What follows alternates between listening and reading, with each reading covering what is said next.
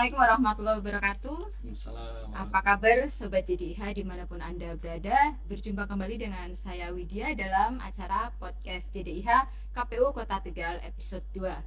Dan episode kali ini kita akan membahas tentang penyelenggaraan pemilu dan pilkada di pasca putusan MK nomor 135. Dan pada podcast hari ini sudah ada narasumber kita. Beliau adalah Ketua Divisi Teknis Penyelenggaraan Pemilu KPU Kota Tegal. Langsung saja, selamat pagi Pak Muhammad Mansur Syarifuddin MSI. Apa kabar Pak Mansur? Alhamdulillah baik Bu Widya. Alhamdulillah baik. Sehat semua ya Pak ya. Alhamdulillah. Cerah sekali hari ini. Secerah hati Bu Widya. Oh Masya Allah. Baik Pak, ini langsung saja boleh Pak ya? Enggak. Baik, jadi beberapa waktu lalu MK sudah mengeluarkan putusan nomor 135 garing PUU strip Romawi 22 garing 2024 terkait dengan penyelenggaraan pemilu di tahun 2029. Betul nggak Pak? Betul.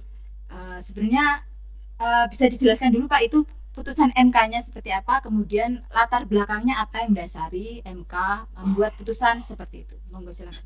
Baik, terima kasih. Selamat pagi Sobat JDH.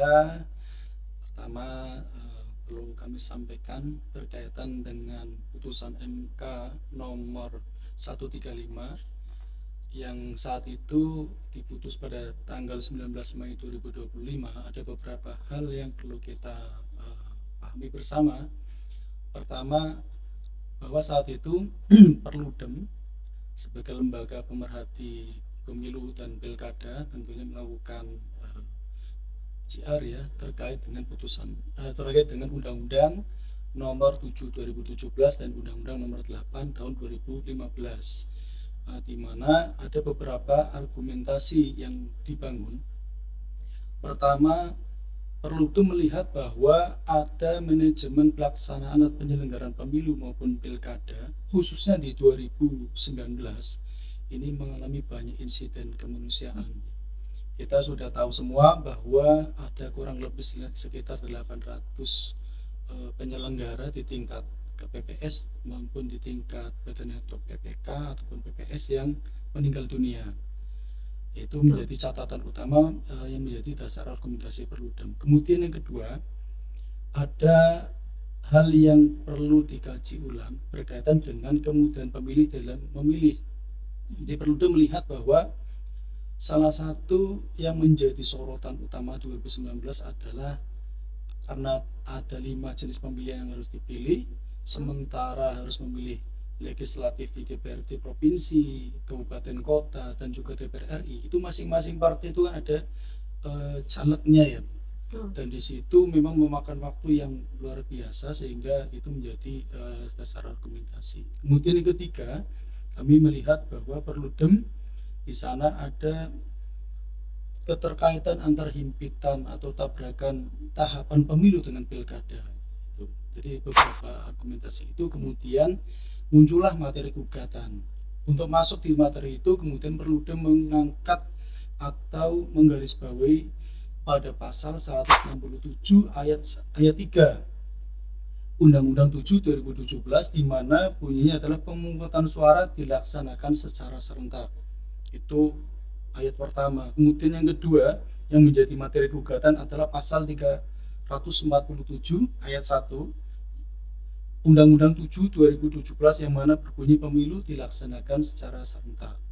Dan pasal 3 ayat 1 Undang-Undang 8 tahun 2015 di mana pemilihan gubernur, bupati, wali kota dilaksanakan secara serentak paling singkat 2 tahun dan paling lama 2,5 tahun.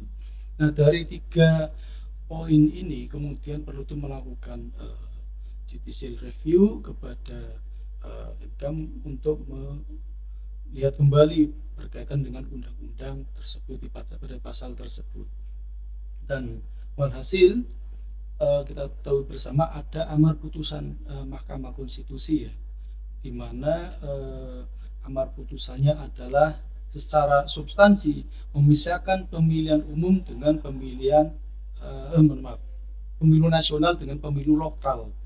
Pemilu nasional itu apa? kalau menurut hasil dari putusan MK ada 3 jenis pemilihan, yaitu pertama presiden, kemudian DPD dan DPR RI yang dilaksanakan 2029.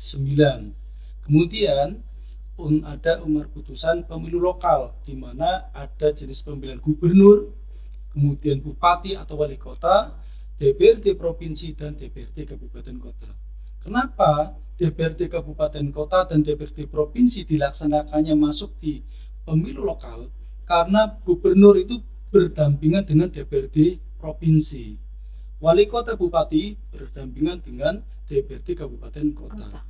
Secara secara substansi, secara kelembagaan ini dianggap stabil. Jadi pelaksanaan gubernur itu harus berdampingan dengan legislatif di tingkat provinsi.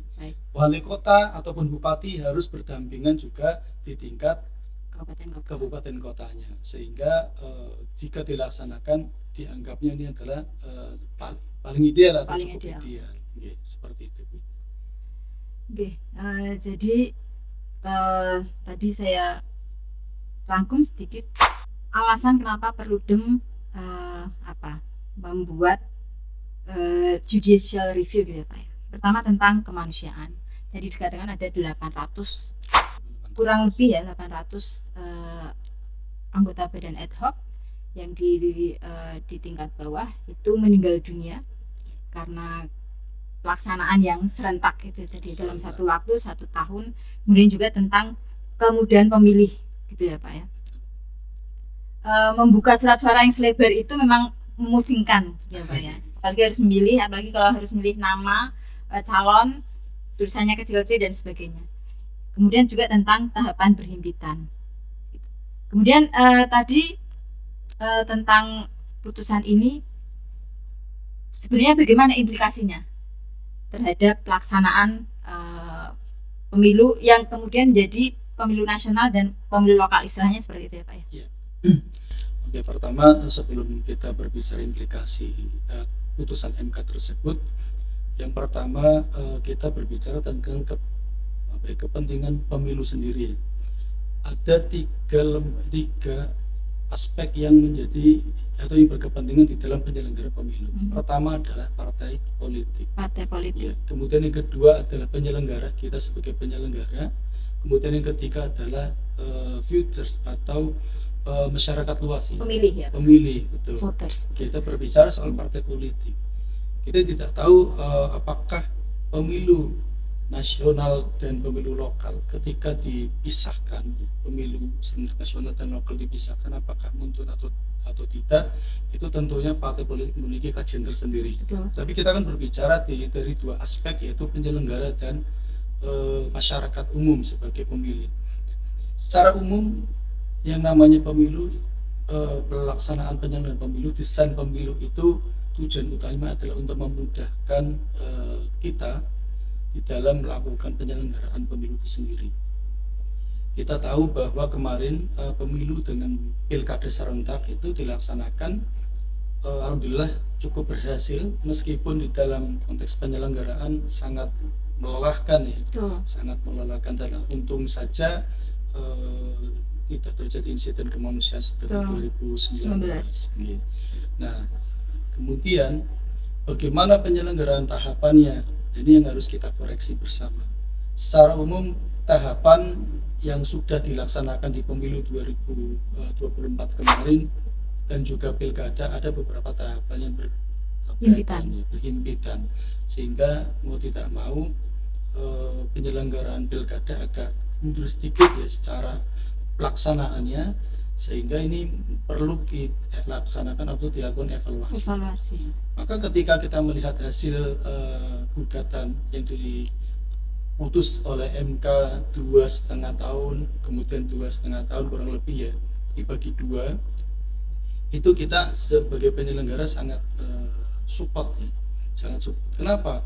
Karena satu, dalam prinsip pelaksanaan tahapan, satu, kita tidak tergopoh-gopoh, kita bisa merencanakan mulai dari anggarannya, kemudian bisa melaksanakan persiapan lebih baik ya Pak persiapan jauh lebih baik. Lebih maksimal. Kemudian pilkada juga demikian. Yang ketiga, kita juga secara penyelenggaraan juga bisa menjawab. Selama ini masyarakat sering menanyakan, itu juga mungkin paham betul, apa sih pekerjaan KPU setelah tahapan Setelah selesai? pemilu, Padahal setelah pilkada ya, Pak? tahapan pekerjaan setelah pemilu dan pilkada itu sangat banyak. Masih banyak, betul. Kita Zoom rutin ya, dalam seminggu bisa 3-4 kali, baik dilaksanakan oleh KPRI, provinsi, Provinsi.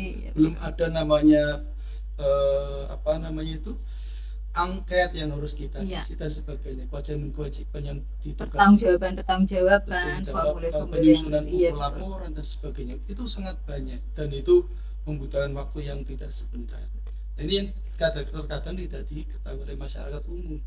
Ya, meskipun itu banyak, tapi kita melihat bahwa konteks pelaksanaan harapan kami sih bisa seperti yang putus oleh MK. Jadi ada jeda, dan jeda itu bisa kita siapkan untuk sedemikian rupa. Satu, tahapan berjalan, kita juga bisa menyusun laporannya. Betul. Sambil mempersiapkan tahapan Sambil berikutnya. menyiapkan tahapannya. Pilkada. Saya kira cukup ideal kita support. Kemudian untuk voter sendiri, untuk pemilih itu bagaimana? Saya kira juga cukup baik. Ketika masyarakat itu diberi kemudahan, misalnya tadi pemilu nasionalnya, presiden, kemudian ada DPR RI dan DPD. Secara umum yang memakan waktu yang mana? Pasti DPR RI. Ya. Kenapa DPR RI? Karena partai di situ ada 9, kurang lebih 7 sampai 9 calon dewannya. Tapi kalau misalkan itu dilaksanakan serentak, saya kira untuk memilih, kita simulasikan sekarang dari jam 1 untuk memilih presiden rata-rata selesai sampai jam 3 atau jam 2 sudah selesai 1 jam. Kemudian DPD, karena kita akan memilihnya adalah foto atau nama dari DPD, paling 1 jam juga, 2 jam. Nah, kemudian 1 jam atau 1 menit maksudnya, Pak? 1 jam maksudnya untuk penghitungan. Oh, penghitungan. Ya, kita Oke. berbicara penghitungan. Kemudian untuk legislatif, penghitungannya saya kira memakan waktu kurang lebih 2 atau sampai 3 jam, katakanlah 5 jam. Dari jam 1 mungkin jam 6, jam 7 sudah selesai. Ya. Dan ini saya kira cukup sehat ya, Cukup sehat. baik untuk kita sebagai penyelenggara. Kemudian kekurangan atau kesalahan-kesalahan di dalam penghitungan bisa kita minimalisir dari Betul. kebijakan tersebut. Iya. Saya kira itu. Ya. Saya kembali ke tentang pelaksanaan nih, Pak. Tadi pemilu nasional dilaksanakan 2029. Kemudian diberi waktu 2,5 tahun seperti itu ya, Pak? Ya, 2,5 tahun untuk pemilu lokal bersama dengan pilkada gitu ya, Pak? pilkada. Apakah pilkada itu kemudian nanti namanya menjadi pemilu lokal atau juga nanti ada pemilu lokal dan pilkada serentak atau bagaimana? Atau memang belum ada istilah baku atau bagaimana? Betul. Jadi putusan MK itu akan menghasilkan namanya revisi dari undang-undang sendiri. Karena yang digugat itu adalah Undang-Undang 7 tahun 2017 dan Undang-Undang 8 tahun 2015. Maka nanti akan muncul revisi dari undang-undang. Nah, itu salah satu kewajiban dari legislatif adalah pasca putusan MK sendiri adalah merevisi undang-undang, terutama pasal-pasal yang berkaitan dengan yang materi yang digugat. Itu. Kemudian yang baru kita pahami saat ini pemerintah yang sudah kita dengar bersama ya, saat ini akan ada undang-undang omnibus, di mana undang-undang 7 yaitu tentang pemilu dan undang pilkada 2016 akan dijadikan satu menjadi undang-undang kesatuan. Ini tentu yang menarik, apakah nanti pemerintah dalam hal ini akan mengakomodir putusan MK tersebut untuk masuk di dalam undang-undang tersebut. Apakah keputusan atau putusan MK ini bisa jadi tidak diakomodir oleh dewan seperti itu, Pak? Ya. Karena hasil MK ini harus dilaksanakan, tapi konteksnya adalah untuk undang-undang 7 dan undang-undang 8. Ya, undang-undang itu yang menjadi dari uji materinya MK. Tetapi berkaitan dengan undang-undang yang baru, tentunya undang-undang dari 2 undang-undang tersebut akan masuk dalam poin pembahasan yang menjadi undang-undang omnibus tadi, undang-undang pemilu dan pilkada yang jadi satu. Mungkin bisa jadi ada beberapa poin-poin yang terakomodir, atau mungkin bisa jadi juga ada beberapa poin yang tidak bisa kemudian misalkan kita tahu bersama saat ini DPR RI sedang mengkaji tentang putusan MK berkaitan dengan masa jabatannya DPRD provinsi dan DPRD kabupaten kota serta gubernur dan wali kota. Kenapa? Karena putusannya di sana akan dilaksanakan 2031. Artinya kalau misalkan masa jabatannya dari sekarang 2024 selesainya kurang lebih 2029 atau 2030 karena pelantikannya kemarin kan di 2025 ya. Berarti kan akan selesai logikanya di 2030. Berarti akan ada jeda 1 tahun nih untuk PJ ya. Mungkin di PJ kan baik gubernur maupun wali kota atau bupati ada PJ. Itu untuk konteks eksekutifnya. Tapi untuk legislatif, nah ini yang kita barangkali juga belum tahu apakah nanti kemudian diperpanjang atau tidak. Yaitu masih menjadi diskursus di Senayan ya, di DPR RI, apakah itu akan terakomodir atau tidak, kita tentunya masih menunggu. Artinya semua putusan MK memang harus dilaksanakan, tetapi tetap harus disinkronkan gitu ya Pak ya dengan aturan-aturan lain, undang-undang khususnya seperti itu. Terus ini kemudian menambahkan, Perludem itu juga menyampaikan bahwa pada tahun 1971 itu pemilu itu pernah dilaksanakan tidak 5 tahun tetapi 3 tahun.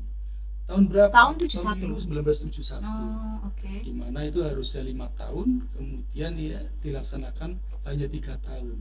Ini akan menjadi jurisprudensi mungkin ya, atau landasan sebagai landasan berpikir bahwa dulu juga pernah dilakukan. Sudah pernah terjadi. Artinya ini bukan yang pertama kali kalau memang ini nanti akan dilaksanakan seperti itu. Iya, ini memang menjadi hal yang menarik ya. Nah, terlepas dari itu kita sebagai penyelenggara tentunya terhadap kebijakan tersebut kita masih menunggu. Yang jelas apakah kita sebagai penyelenggara berdampak, itu pasti kemarin informasi yang disampaikan oleh KPU RI juga bahwa dimungkinkan rekrutmen penyelenggara juga akan dilakukan secara serentak di 2027. Kita masih menunggu apakah nanti sesuai seperti itu atau tidak. Yang jelas memang rekrutmen penyelenggara selama ini berbeda-beda setiap daerah ya Pak. Berbeda-beda. Di Kota Tegal sendiri rekrutmen kemarin terakhir di tahun 2025 ya. 2024. Sementara di tempat lain, kabupaten kota lain rata-rata di 2023 gitu ya Pak. Memang berbeda-beda. Nah, ini kemungkinan kalau aturan ini diimplementasikan langsung nanti kemungkinan rekrutmen penyelenggara juga akan diserentakkan seperti itu. Dimungkinkan. Kita belum bisa menjawab itu. Yang jelas ini dimungkinkan. Pun juga saat ini sedang ada diskursus mengenai pola parlemen ya. Ini berkaitan dengan parlemen apakah tertutup atau terbuka. Nah, kalau yang saat ini kita itu berarti terbuka. Ada kemungkinan itu dibahas juga apakah ada kemungkinan parlemen tertutup ya, mungkin tertutup ataupun terbuka. Kalau tertutup memang dulu pernah kita laksanakan ya, di mana partai politik hitungannya adalah jumlah kursinya berapa. Terus kemudian nanti menentukan adalah partai politik. Ya, ini cukup menarik. Bahkan juga yang sekarang sedang berkembang juga berkaitan dengan pemilihan eksekutif di tingkat bupati, wali kota, kepala daerah ya. Kepala daerah ini juga ada. Tapi itu mungkin masih panjang ya Pak, karena undang-undangnya masih belum memungkinkan. Artinya secara undang-undang juga harus revisi dulu. Itu butuh waktu yang lebih lama lagi seperti ya Pak ya. Ini yang terdekat yang tentunya kita tunggu bersama adalah bagaimana hasil dari putusan MK itu, kemudian omnibusnya ya. Ini yang paling menarik untuk kita, karena apapun itu desain penyelenggaraan pemilu itu semua termaktub di dalam undang-undang penyelenggaraan itu sendiri, yaitu undang-undang yang besok barangkali jadi dirubah, itu yang akan menjadi rujukan kita. Baik. Ya. Kemudian tadi sebenarnya sudah ya Pak, sudah ditanggapi sebenarnya terkait dengan putusan MK ini. Tapi mungkin lebih bisa di-clearkan lagi tanggapan atau mungkin sikap Bapak sebagai penyelenggara pemilu seperti apa kira-kira? Ya. Kami sebagai penyelenggara pemilu tentunya taat terhadap peraturan perundang-undangan, di mana pelaksanaan pemilu ataupun pilkada ataupun mungkin apa itu namanya semuanya termuara kepada undang-undang itu sendiri. Kami sangat berharap bahwa nantinya yang diputus oleh pemerintah tentunya di dalam undang-undang itu sendiri adalah pemilu yang mendekati ideal ya. Kita nggak bisa mengatakan ideal, lebih mendekati ideal. Ideal itu seperti apa? Ideal adalah mudah diakses oleh masyarakat, mudah dilaksanakan oleh penyelenggara, dan hasilnya juga baik untuk peserta atau kontestan politik itu sendiri. Jadi mudah-mudahan besok yang kita tunggu bersama hasil dari putusan pemerintah terkait dengan undang-undang dapat mensejahterakan dan memudahkan kita semua sebagai masyarakat. Semua elemen kepentingan yang terkait dengan pemilu itu ya Pak. Betul. Baik, mungkin ada closing statement atau apa? Iya, terkait dengan pelaksanaan pemilu dan pilkada, kita melihat ada beberapa hal yang perlu menjadi perhatian khususnya bagi masyarakat. Pertama, bahwa kebutuhan masyarakat terkait terhadap pemilu dan pilkada kian hari mungkin mengalami naik dan turun ya.